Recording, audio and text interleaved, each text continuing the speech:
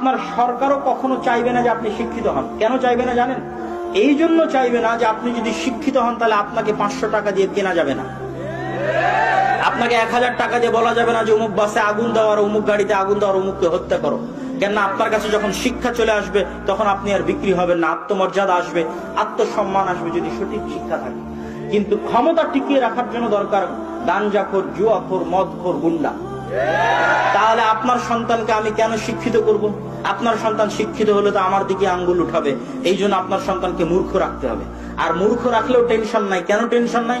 মূর্খদের জন্য গার্মেন্টসে চাকরির ব্যবস্থা আছে, মূর্খদের জন্য মধ্যপ্রাচ্যে লেবারির ব্যবস্থা আছে, মূর্খদের জন্য ইউরোপীয় লেবারির ব্যবস্থা আছে। আমি কখনোই আমার কোন মুসলিম ভাইকে ছোট করে মূর্খ বলতেছি না, আমার জাতির অবস্থা আফসোসের সাথে তুলে ধরতেছি যে আমাদের লেভেলটা, আমাদের জায়গাটা আমরা কোথায় নিয়ে গেছি, আমাদের অবস্থানটা আমরা কোথায় নিয়ে গেছি।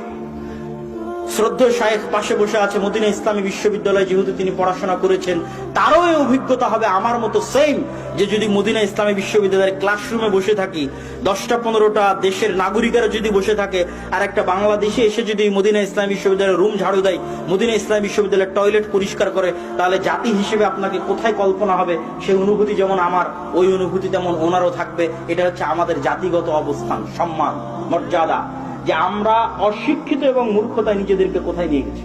সম্মানিত উপস্থিতি, এই জন্য আমাদের রাষ্ট্র চাইবে না, সরকারও চাইবে না যে আমরা শিক্ষিত হই। কেননা মূর্খ হলেও ইনকামের ব্যবস্থা আছে, বিদেশে লেবারি করে রেমিটেন্স পাঠাবে, সরকার চলবে।